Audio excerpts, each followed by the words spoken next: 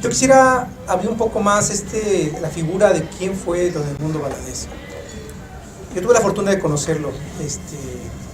Vino varias veces aquí a Guadalajara. La Sociedad General de Escritores de México, la SOGEM, ¿sí?, abrió aquí, Marta Cerda, abrió, digamos, una sucursal. Fernández Unzaín, que era el director entonces en la Ciudad de México, fue el que le dio esta, digamos, una franquicia y pudo abrir Marta Cerda, que es la Sociedad General de Escritores.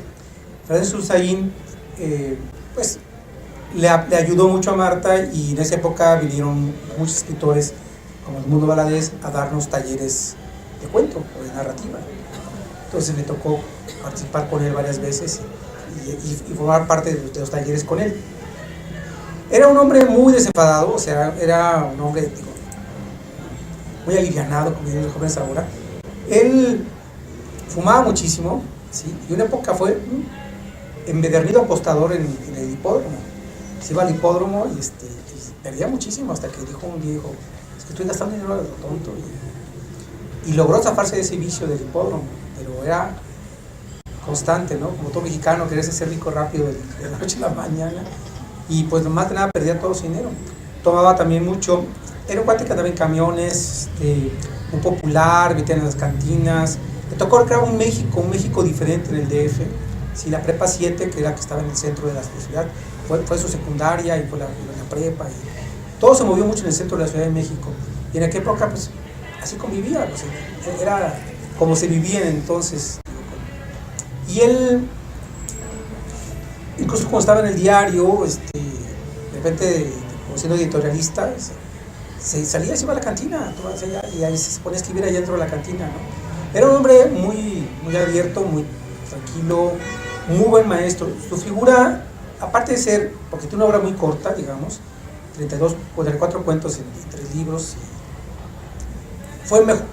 escribió muchísimo más de periodismo, que creo que no se ha publicado todavía nada de todos los artículos periodísticos, pero también su mayor apuntalado en la literatura mexicana, bueno, aparte de ser también amigo de Juan Rulfo, de todos aquellos grandes literatos o escritores, fue esta labor de maestro, de forjar, porque en la Escuela de Escritores de México fue un gran maestro, y como dice Gabriela, que es importante la estaquilla, ¿no?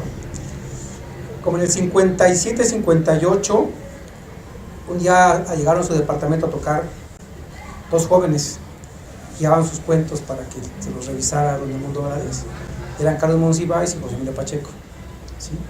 Iban ahí y se empezaron a formar José Emilio Pacheco y Carlos Monsiváis con el maestro y la guía. Un cuate muy abierto. Y si llegaban el domingo a las 9 de la mañana, él se había desvelado de farra toda la noche anterior, les abría, les pasaba, y era muy bondadoso esta parte. Cuando surge la revista surge en la primera etapa con su amigo Horacio Quiñones, porque querían compartir, empezaron a leer muchos cuentos que se compartían entre ellos dos, y bueno, si nos gusta tanto a nosotros, pues vamos abriendo una revista para hacerlo, ¿no? Pero luego llegó la guerra, y la guerra en la Segunda Guerra Mundial, entonces eso causó que México le tocó otra situación con la Guerra Mundial. Hubo mucha escasez de papel, el papel se empezó a disparar, entonces pues, eran jóvenes, ellos no tenían mucho dinero y suspendieron la revista por eso, ¿no? Parece que él se quedó el gusanito de retomar en alguna vez, pero nunca tenía dinero. Él nunca fue una persona muy, que nunca se hizo dinero realmente, ¿no? Había un librero en la Ciudad de México que estaba muy enamorado de la revista. Le decía, oye, ¿cuándo vas a sacar otra vez? Y la revista, que mira, yo te pongo 5,000 pesos para que la hagas. Y dice, no, 5,000 pesos. Y de aquel entonces estoy hablando, ¿no? Entonces, de los años 60. Entonces ya no, con esto no puedo iniciar la revista. Y pasaban meses y le decía, bueno, ¿qué pasó? No te anima, te ofrezco 10,000. No, tampoco. Hasta que llegó una cifra que dijo, ahora sí, fue cuando empezó a nacer la revista. Más adelante fue cuando nació esta parte que es la particularidad de la revista, que fue forjadora. Era una revista que publicaba a muchos autores internacionales o afamados, pero lanzó un concurso, ¿no?, de que la gente mandara su pequeño cuento, ¿sí?, y el premio era publicárselo en el siguiente número, digamos, ¿no? Pero sirvió como taller porque él le contestaba a través de la revista, a veces por carta.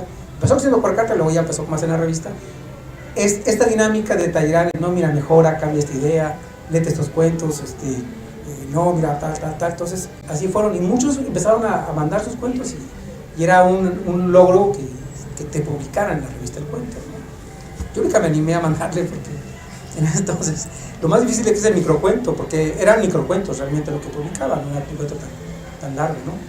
Era de minicuentos, decía él, ¿no? Minicuentos, así es. De minicuentos, él decía, claro, concurso de minicuentos. Y así se mantuvo la revista, pero la revista se fue expandiendo, que llegó a Latinoamérica, a Sudamérica, llegó hasta Argentina y era muy buscada y deseada, ¿no? Entonces, muchos autores también de allá empezaron también a mandar sus colaboraciones o sus intentos de cuentos, ¿no? Y esto fue lo que disparó esta fama, digamos, de don Edmundo Valadez, ¿no? Él fue un gran estudioso del cuento. Él debía también hacerse un libro muy didáctico de la parte de cómo se escribe un cuento, la diversidad de cuentos o modalidades que existen de los cuentos. Y no, bueno, hasta la fecha no se ha logrado, ¿no?